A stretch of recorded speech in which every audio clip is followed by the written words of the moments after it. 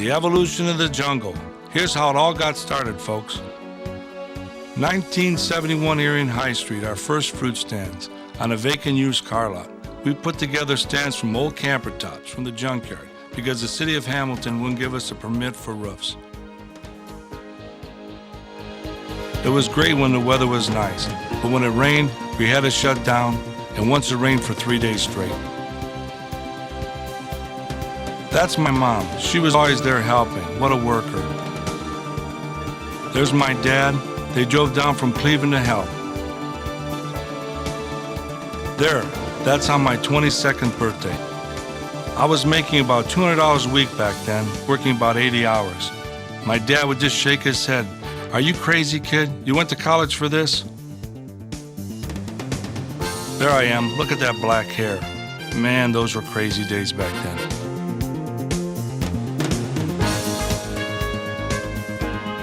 (1972) Marymount, Wooster Pike. We tried to get a little fancy back then. We put screens all the way around. We built a roof, and behind there we had a gas station. We lived in that gas station. We took one of the bathrooms and we turned it into a shower. The back of the gas station we divided into bedrooms, and we put a little kitchen back there. That's where we lived. The bunk beds were so high, if you happened to sleepwalk, you were in big trouble. This is 1972 Sims Road, across from Fisher Body. I should have been a real estate agent. Every time I get on these vacant pieces of property, people would see the cars coming in, and before you know it, someone would buy the lot from under me, and I was constantly moving from corner to corner, and I was getting pretty tired of it and felt like giving up many times. There's Dennis Ante, the kid on the right. Believe it or not, he's still with me today. This was another stand on the west side where Bill Knapp's is right now. It was a temporary setup. You'll see the snow fence. Man, was it hot. The heat just ate up that produce. It was pretty rough back then. There's Marcia, and she would always bring her dog.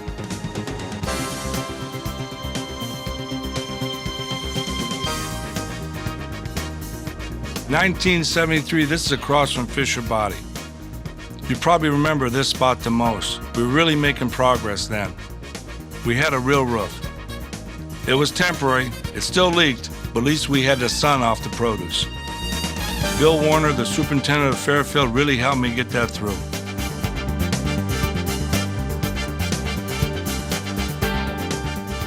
I get up in the morning about 3 o'clock in the morning, I go buy the produce, I come back to the stand, I do the chalkboards because that was our only form of advertising. We still use the chalkboards today.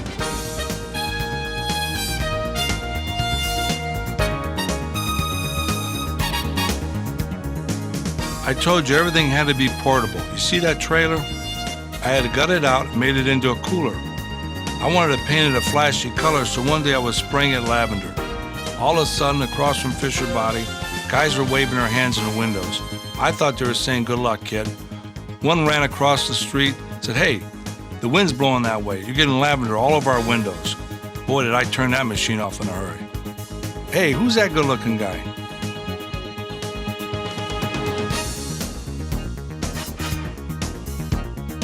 Back then, we were open from May through October.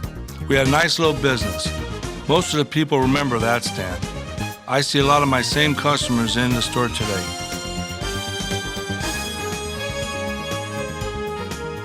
That's my mom. She's always smiling. She helped a lot. She would come down from Cleveland, jump out of the car, and before you know it, she had an apron on, and she's helping.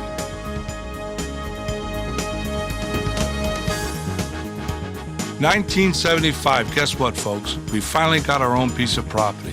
The roof didn't leak, but we had walls, we had windows, we even had air conditioning. I thought I died and went to heaven. This is Christmas. We're doing baskets. We did a nice little business out of that building. That's my wife, Joni. By popular demand, we started getting into more items besides produce, milk, bread, and other grocery items. We had 2 Dobermans back then, Jason and Shannon. They really looked mean, but they're really babies. Here's my family, my wife, my boy Jim, my little girl Dana, and the youngest Chris. He's there in the bubble. For you guys that don't have a little girl, you're missing something. They say behind every successful man is a good woman. Well, I had 4 of them. My mom, my wife, and I had Esther Benzing and Fanny Cunningham. Before I could even buy this piece of property, I had to get the zoning changed. I was nervous. Me and my wife went down to the Zoning Board of Appeals and told them we want to put a fruit market there.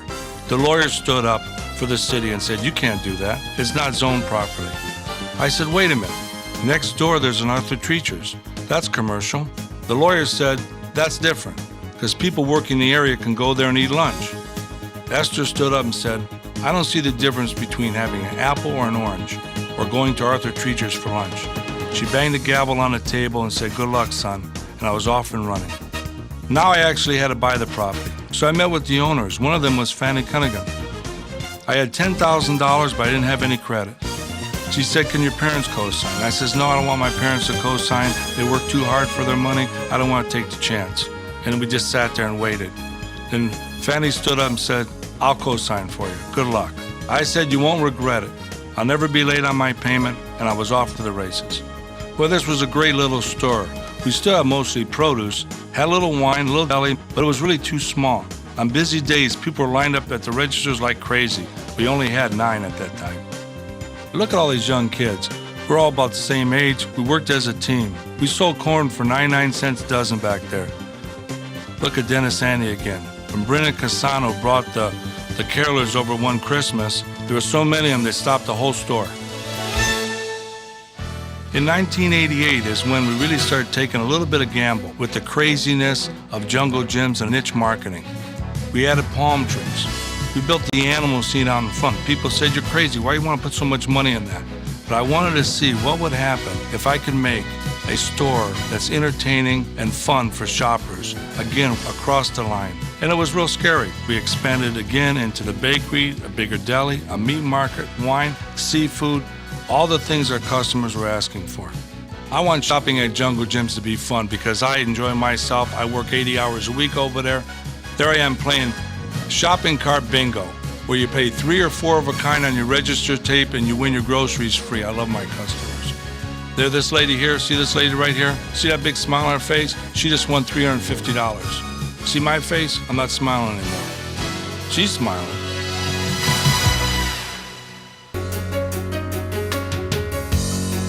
I put this story together to let you know that we're not a big corporation. We started on the bottom and worked our way up. And if you young people out there have an idea or a dream, don't be afraid to go for it. If you get knocked down, pick yourself up again and keep on going. If I can do it, you can too. And just believe in yourself and your dream will come true. Oh, and by the way, make sure you have fun along the way.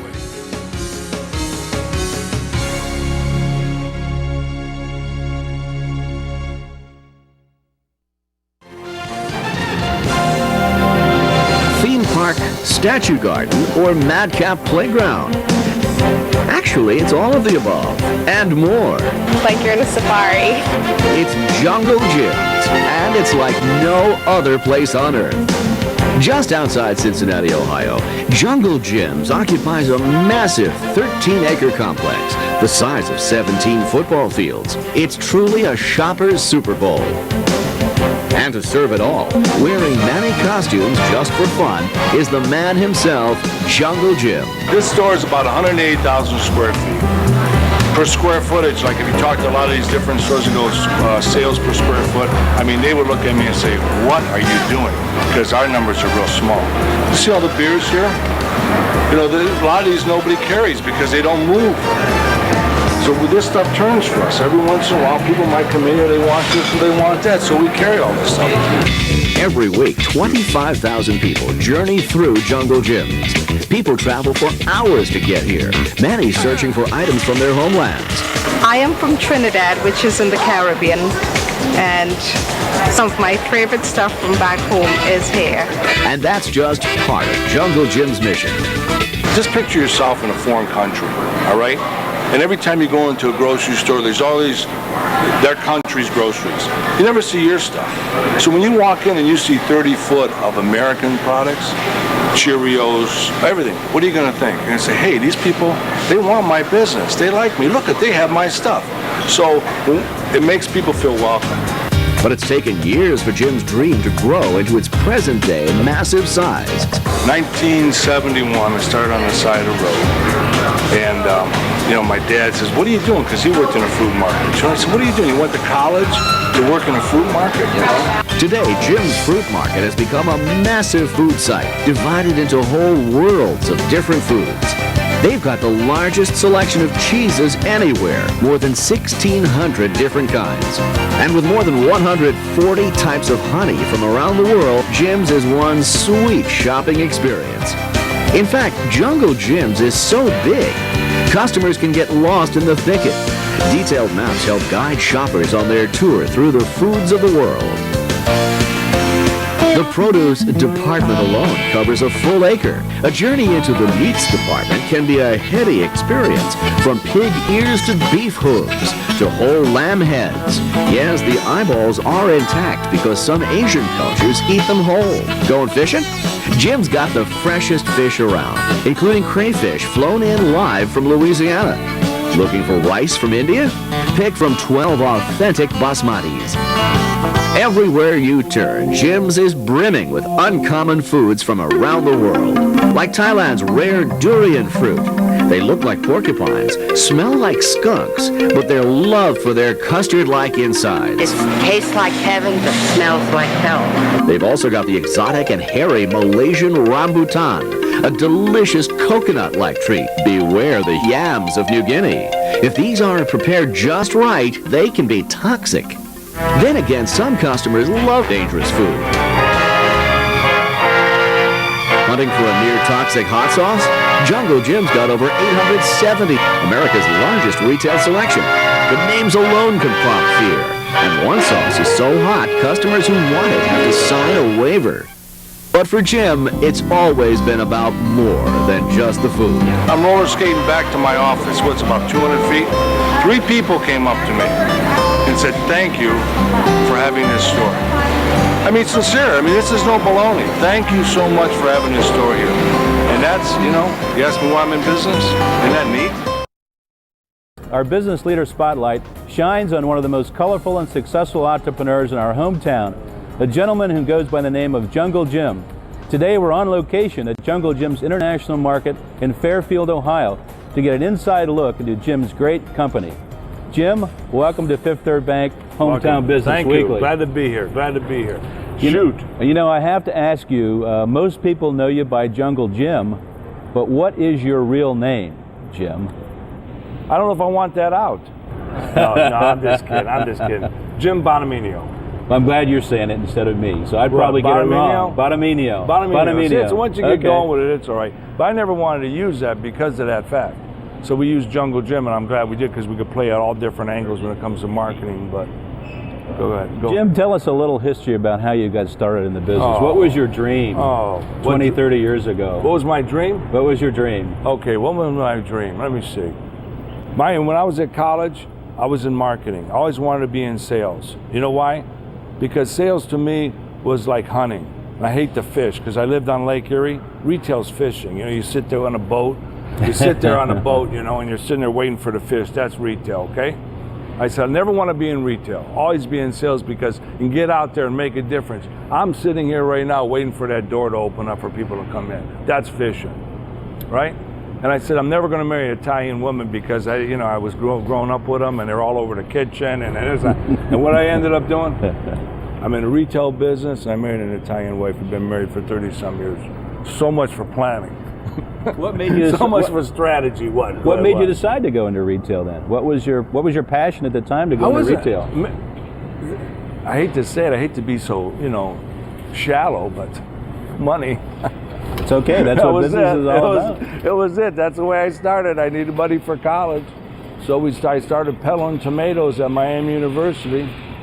When did you end up actually locating here on Route 4? Oh, that was 70. Oh, Route 4? Route 4 was across from Fisher Body, Erie and High, 71, 72. So this was not your original location this then? Here? Right here? No. Okay. No, I went from corner to corner. I didn't have any money.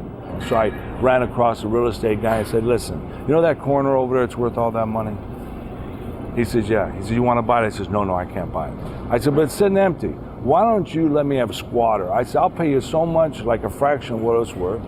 You know, you let me sit there, and all you have to do is call me up one day and say, get out, and I'll get out. I said, you can't lose.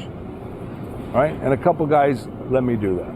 And I never stayed more than 1 year on one corner. Give us an idea actually how the store is laid out. What's the size of the store right now? Oh, now you're asking me particulars. Yeah, I didn't get briefed on this. I don't even know. Maybe 300,000 square feet. The store is laid out the best I know how, under the conditions that we probably had 7, 8 additions. And when you have 7, 8 additions, it's hard to end up with an end product. So it's a little bit confusing. A lot My of fans out there, you know, the customers probably saying, a little bit confusing. Read that back again. You know, you have to make an effort to shop this store. You have to want to be here. What do you mean by that now? You have to make an effort. Well, it's not set up like a normal store, so it's different. If you want something different, you have to put a little effort in. You have to come in here, look at the map, maybe come twice or 3 times, and after 3 times watching the map, you can go wherever you want to go and find everything you need to find. You just can't come in here cold and expect this to be like a normal store. It's not set up like a Kroger's or a Myers or a Biggs. They're all set up the same way. It has the same format. You walk in, you go, I got a feeling I know where this corner is at and something's in the middle. The store's not that way. It's still easy to shop. You just have to give it a little effort. Jim, we're going to take a little break. When we come back, I want to talk to you about the future of Jungle Gyms. We just got started. This Business Leader Spotlight is brought to you by Cincinnati Bell Technology Solutions, a Sun Services provider and participant in the Sun Partner Advantage program.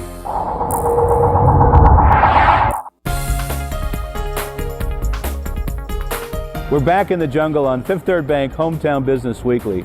We're on location at Jungle Gyms talking with owner Jungle Jim. There you go. Jim, what are some of the unique challenges you really have with your business here? You've been so successful, you're a marketing genius. What are some of the challenges? I have challenges every day. I mean, we're not doing that well. Everybody has us up on this pedestal. We're fighting every day for more business. We have problems in every department that we're trying to, every year this time, we go over each department and say, what are we doing wrong? What do we have to do better? And we have challenges through the whole thing. Well, you get shoppers from all over the country, maybe all over the world that come here to shop. What brings them here? 3, 4 states. I have 3, 4 states. Well, it's a foodie paradise. I mean, for people that a lot of people don't understand it. If you're not a foodie, you don't understand it. A friend of mine likes souped up cars, right? But he's not a foodie. I told him, if in Columbus there was a huge, huge store that had everything you could think of when it comes to race cars, would you go? He goes, heck yeah, I'd go. I'd go tomorrow. I says, well, there's the same thing people feel for food. People like different kind of food. That's a fun thing now. So people come here and they'll spend 2, 3 hours. I got on the inside of one of my competitors. I won't say it's a competitor because I love them very much, the Big K. And I got the inside scoop on one of their meetings, and they were questioning how my customers stay here 2 hours and their customers stay 10 minutes, 15 minutes, because they're in and out, right? But that's life. You know what? They want to figure out how to keep their customers in for 2 hours, and I want to figure out how I can get out mine out in 15 minutes. Well, so they can get in and out and get what they need. This store's not designed that way. But that's a great point. What is your competitive edge then? What do you really consider to be your competitive edge here? For the foodies, it's assortment. We have great people working here. We have a lot of the wine department. I probably have the very finest wine people in 3 states working for me, all in that one area. Answer your questions, take you to where you need to go. The selection, we have a huge selection. Okay. The prices are right. So, but if you have to be a foodie. If you're not a foodie, this store, I'll tell you something. People want price, but they also want something to do. Shows are $11 right now. You only go to so many shows. In the wintertime, you don't want to walk in the park. So a lot of people will travel here. You'll see one person with a cart, and you'll see 5 people walking around there going like this. They're having a good time. They needed something to do in the afternoon, so they come over here. Now, you use the term foodie. Did you come up with that term? Yeah, it's my term. I've never heard that before. Yeah, it's my term. A lot of people are picking up on it. I should have got that going by then. You know, yeah, that was a good one. One of the things I want to ask you too, because okay, let's make being, some tough. Let's being do with some the tough Gearing ones. Center, You're too easy. well, on, being with go. the Gearing Give Center, me something. part of our Hurt me, challenge Ken. is to help family businesses in the succession process. Do you have other family members that work in the business with you right now? Yeah. Who My are they wife's and what do they back. do? Joni, my wife's back in. She started the business with me. Okay. All right. And now she's back in. After 20 some years raising the kids, she's back in. You know how I got her back in? I said, you know, Joni, I says, if anything ever happens to me and you come in that business, these people are going to clean your clock. You're not even going to know what's going on. She goes, good point. She goes, now she's back working again. So then I have my oldest son. He helped me with the wine department. He's taking a sabbatical. I think he's going to go someplace. I don't know where. He wants to experience some other things, which is great, which is good. I don't want him to stay in this store. And my youngest son, he just got out of college. He's diving in over here, and it's the same thing with him. He could branch out too. I mean, this is my gig, you know. And if it doesn't work out, you talk about, you know, passing it on and stuff. Give it to the employees. I mean, I'm not in it for, like what you just said about money. I'm in it for the money. Money is your measuring. It's your points. It's your score on the scoreboard. Right. That's all it is. But we're in it. If I was motivated by money, I wouldn't do half of the things I do. Build all these crazy things and do all the crazy things. But it's nice when you walk around and people, I mean, they walk around and they act like, gee, thank you very much for this store. We really love it. We really love it. Thank you. I mean, it's a great thing to walk around here. Well, Jim, but you know what? At the same time, I got people travel hours and hours and hours to get here, and I have people live right across the street don't shop here. How do you figure? That's whatever. What is your passion outside the business? Do you have some interest outside the business itself? Oh, and that's a tough one. That's a tough one. Yeah, junk, and I like the junk. I collect You like stuff. the junk? Yeah, junk. I it. collect Okay. stuff. Right. I build things. I have a separate area where I have a regular shop, welding shop, carpentry work, and we take everybody's junk. And I could point it out to you. If you ever do a segment on junk, you let me know. Because I could recycling. I could walk through this whole store and I could tell you where everything came from, because most of it did not come from the regular supplier that you would think. I mean, we have all kinds of things. If you look up, there's a blue elephant that came from Kings Island when you were a kid in the water park. Remember the blue elephant? That's from the blue elephant. There's a big, huge 60, 80 foot sea serpent outside. Where that came from? That came from your aquarium in Kentucky, your aquarium right across there. That came from that. Okay. So we have people call me from all over and they say, we have this, this, and this. Do you want it? So you find a spot for it and somewhere. what I do is I bring it into my shop. We have 50,000 square foot shop. We bring it in our shop. We take pictures of it, and then we design with the items. We design with the items we have. That's what I do. I like, you know. One last question I'd like to ask you, Jim. What? How would Jungle Jim like to be remembered? What kind of legacy would you like to leave? I don't know, supplying an opportunity for the people that work here. Not only centered around money, but maybe more than that. A place for them to excel. A place for them. I would like them to get up in the morning and feel good about coming to work. I think that's a winner. If I could do that, that's a winner. Whatever makes it happen, money, opportunity, whatever. Challenges, whatever the magic is that turns you on, that make you want to get out of bed and not go, oh man, I gotta go to work again. Right? I like that. And also I like the customers. Believe it or not, a lot of them are a pain in the you know what, but I like customers when they come up to me and say I'm doing something. It fulfills me that I know that I'm doing something on this earth besides just sitting here going to the bank. You know what I mean? And that's another thing. You know what people ask me about Fifth Third Bank, why a Fifth Third thing? It's a beautiful bank. Did you see it? Take some picture of it. It's gorgeous, right? People say, how come you have Fifth Third Bank? You know why? I owe them so much money, they got to keep tabs on me. So they're right here. Well, That's the only reason. They're our title right sponsor. Here. They're our title I got a sponsor. cough. I see some bills on my desk. Compliments Fifth Third. Take them 3 times a day. Well, Jim, your customers love you. Your community loves you. You've done a great job with your business. You've made an impact in the community. It's been a pleasure having you here on Fifth Third Bank Hometown Business Week. Thank you very much. Thanks so much. Thank you. Our pleasure. Coming up on Good Morning America, putting the super in supermarket. We'll take you to a grocery store that attracts 50,000 customers a week. Is this the future for your corner grocery?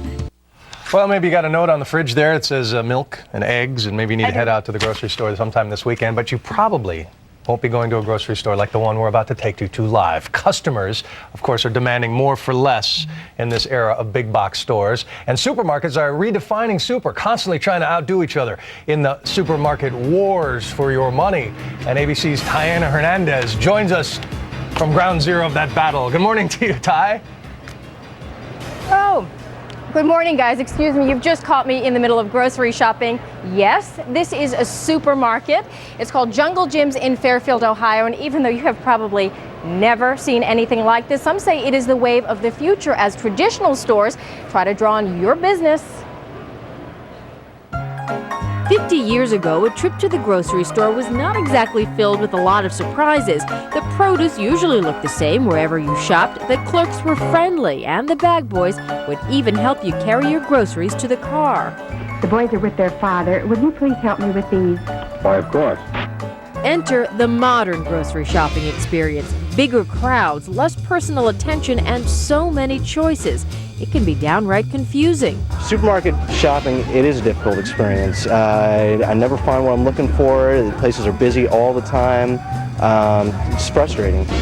In recent years, many shoppers have abandoned their local grocery chains for bulk retailers like Costco and Walmart, who understand consumers like to buy more for less. But now the race to build bigger and better has reached a new level. Welcome to Jungle Gym's International Market in Fairfield, Ohio. If this grocery store looks more like a theme park, you're not really wrong. It is a sprawling mecca for foodies with over 6 acres of shopping under one roof, hosting over 50,000 shoppers a week. It is a world tour of food fantasy from the fabled Sherwood Forest to Gilligan's Island. It's just outrageous. It's great. Displays include dancing animatronics, authentic shrimp boat, wine cellars, and even a fire truck suspended over 1,000 different hot sauces. See you later, folks. Showmanship, excess, and a sense of humor translate into big business for owner and creator Jim Bonaminio. And people get lost. We're ready to get people beepers here because like a restaurant, they get lost for days. Jungle Gym's raked in over $100 million in sales last year, and with good reason. Some shoppers travel hundreds, if not thousands of miles just to experience it. It takes about 3 hours to get here, but it's worth it. Events like cooking classes, shows, and wine tasting help shoppers make a day of it. Okay, is everybody ready? But in the end, it is the food that's the big draw. The produce section stretches for 1.5 acres. The store boasts one of the nation's largest wine collections. There are cigars, over 1,600 cheeses, a Titanic-sized seafood section, and hundreds of honeys. If it exists, they say they can get it for you. This is caterpillars. Well, almost always. Camel humps. I can't get camel humps. People want camel humps. They make soup out of them. I can't get them. Jungle Gyms is just the latest grocery store to up the ante for food shoppers. Chain stores, both large and small, and family-owned markets across the country are pulling out all the stops as they fight for their very survival. Jungle Gyms already has a monorail under construction and even has an on-site hotel in the plans for the future. What makes the super companies super successful is their willingness to innovate. So whether you prefer your grocery shopping experience to be entertaining or efficient, it's clear the supermarket wars are far from over.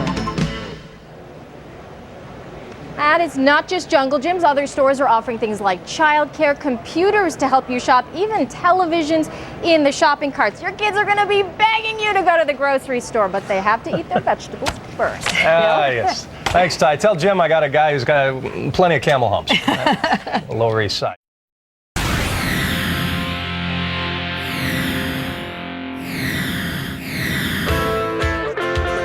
First stop on our extreme coast-to-coast shopping spree, Fairfield, Ohio. Lots of rinky-dink food stores like to call themselves supermarkets. But 15 miles outside of Cincinnati is one that goes way, way beyond super. Jungle Gym's International Market. This is Jungle Gym's, the largest, craziest grocery store in America. That's Jungle Jim himself. And his wardrobe isn't the only thing over the top in this outrageous supermarket. There are 150,000 different items in 300,000 square feet of floor space. making the place 3 times bigger than your average Walmart. We have thousands and thousands of items. We have food from 60 different countries. The first time I came, I got lost. When they remodeled, I got lost. The only way to get a grip on the scale of Jungle Jim's is to start shopping. When you first walk in the door, you'll see our regular grocery set. But dig deeper, and this is nothing like your local A&P. Get a load of the cheese section. Here we are in Cheeseland, 1,400 different cheeses from 80 different countries. You come in here for one thing, and you leave here with a bunch of other things that you never even thought you were going to look for. And check out the produce section. It's more like a farm. Bursting with more than 500 varieties of produce, it more than quintuples the selection at your average grocery store. The international foods, they're organized by country of origin, like a United Nations of groceries. You have Britain over there, you have India here, here's Latino over there, you got Israeli over here. Every aisle has different countries. It was like really overwhelming, all the stuff they had. Very big. A lot of stuff to look at. There are exotic meats, massive tanks of live seafood, racks and racks of spices, a big beehive of honeys, enough candy to give every kid in Ohio cavities. And then there's the hottest aisle in the store. Shelves of more than 1,400 different hot sauces. Now, the farther you go into the department, the more pricey things get and the more specialized things get. $199.99 for that hot sauce. That's a bargain. The priciest bottle goes for $2,000. And if you think that's too hot to handle, Jim's got some sauces that will really make you sweat. We even have adult hot sauces. They're locked up in the little case. You gotta cover my adult section over there. I don't want your kids to see that. And the attractions don't stop with the unrivaled array of edibles. This place also boasts a 1,200-person event center and a cooking school. Not to mention a fully operational bank. It even has its own movie theater, where the feature film is all about Jungle Jim's rise to glory. Here's how it all got started, folks. Believe it or not, back in 1971, Jungle Jim was just Jim Bonaminio, a man in normal clothes selling produce out of a pickup truck on the side of the road. And I ended up going to the nearest city, which was Hamilton. And I started a little market there, and one thing led to another, and here we are. When he opened the doors on this place in 1974, it quickly developed its own unique identity. All right, the wizard's coming through. And all over the store, Jim's truly over-the-top decor will blow your mind. We buy everybody's leftovers, paint it, varnish it, and use it. Oh, look at that fire truck. We bought it. We took out the engine, we took out the gas tank and everything. This just came actually out of the streets of India. These elephants, too. Floating by the seafood section, that's a 43-foot boat. And the British foods aisle, you'll find that deep inside Sherwood Forest. Hey, Robin, how you doing? Here's where he robbed from the rich and gave to the poor. And what better way to sell dry goods than with a menagerie of singing animatronic displays? From a lion that belts out Elvis tunes while you shop for candy, to a mariachi singer in the Hispanic food aisle. That's wild, isn't it? So much fun. It's no wonder the world's most formidable food shop draws a whole mob of shoppers from around the globe. 50,000 people here every week. Woo! That's 2.6 million visitors a year, nearly 8 times the population of Cincinnati. And when was the last time you heard of a grocery store giving guided tours? And guess what? We charge. So whether you want to sex up your hot sauce, or you just need to grab some alligator sirloin for dinner, yes, real alligator, Jungle Jim's International Market is hands down the most extreme supermarket in the world. And if they leave with a smile on their face, I think that's wonderful. Paper or plastic? Better go with a forklift.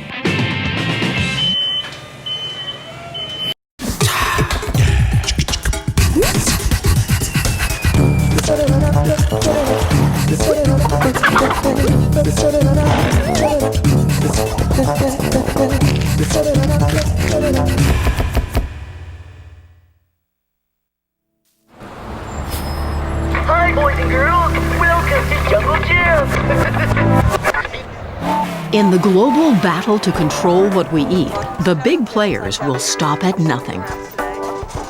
It's a jungle out there. And to survive, you have to stand out from the crowd. Jungle Jim does whatever it takes, including scooting around his 4-acre supermarket disguised as Merlin, to convince you that shopping is fun. Welcome to Jungle Jim's. Fun, this whole store's fun. Everything about it's fun. Because I like to have fun. People ask me why I do it, and it's fun. See that? Look at this. I mean, these people think I'm a rock star. They thank you. But you need that because the retail business is awful hard. And you fight it day in and day out. You need some kind of nourishment. Hello, you foodies. It's me, the Campbell's Soup Can, and the kid. Fairfield, Ohio, near Cincinnati, is a far cry from Disneyland. But you wouldn't know stepping into Jungle Jim's International Food Market. Hey-ho, good cousins below. Join me as I cross on my log to go shopping at Jungle Jim's. 50,000 customers a week. They come from far and wide. Some for the off-the-wall attractions, but most for the sheer variety. Over 150,000 items, including 1,400 kinds of cheeses, 50,000 products from various countries, 1,400 kinds of spicy sauce, a bank, a post office, a drugstore. How's it going? How's the movie? There's a movie theater where you can learn everything you ever wanted to know about Jungle Jim. The evolution of the jungle. Here's how it all got started, folks. Jim Bonaminio likes to talk about the early days and how he struggled to build up his business from a tiny roadside produce stand.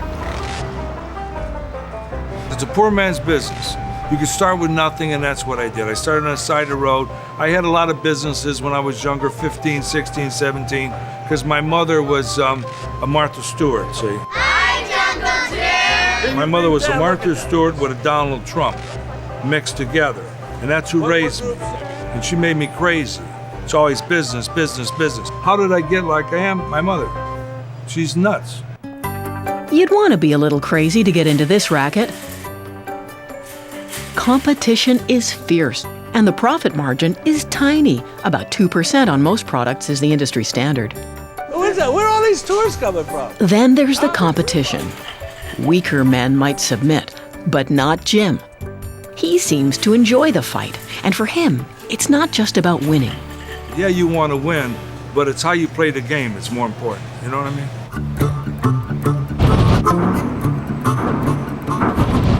And if the game allows you to play with life-size toys, well, who wouldn't want their own personal monorail? The monorail? It's a toy. It's a big toy over here. Isn't it wonderful? Look, it leaves the station. All the people are going to get on it. Everybody's going to have a good time. Hi, Canada. It's not like Loblaws now. Loblaws is beautiful, but they don't have a monorail. All right, come on. We'll go see some more countries. Come on. How we doing, Canada? Come on. Jim Bonaminio is no fool. Behind all the shtick is a savvy businessman. Here's here. Long before it became trendy, he recognized ethnic food as an area for potential growth. Today, it's a multi-billion-dollar industry. $1 out of every 7 is spent on exotic food. Now here's a little bit more Japanese. Then you got the Chinese, you got the Hong Kong. Jim's massive international section has exotic imports from over 75 countries. He tours the aisles like a UN Goodwill ambassador filled with pride and joy. Here's a Latino right here. This is all Mexican products, Latin American products right over here.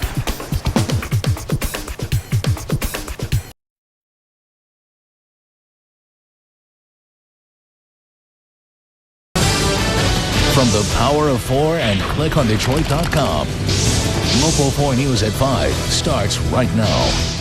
Hey, did you know one of America's finest bathrooms is right here in Michigan? That's according to Cintas. That's a company that provides restroom products and services. He's serious. The company's survey found the best restroom in America is at Jungle Gyms International Market. That's in Fairfield, Ohio, so you'll have to travel a little for that.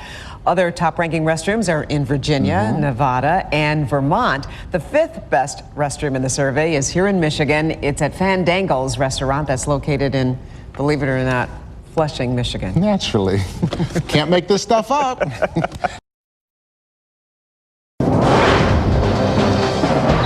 Now on CW56, this is 7 News at 10.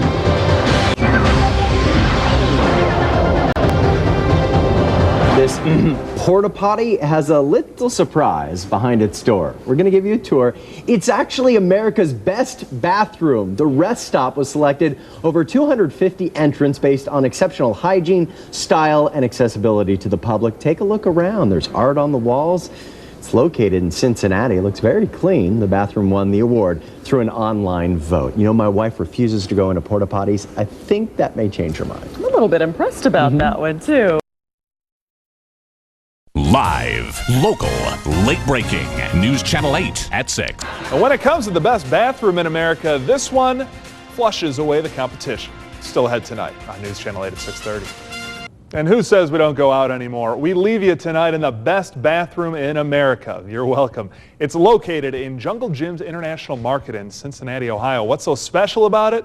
Well, from the outside, it looked like a porta potty there, but on the inside, it is a full-fledged decorated bathroom. The public voted online for it to be the winner. Jungle Gyms beat out 4 other finalists. Congratulations. Thanks for watching. We'll see you tomorrow night.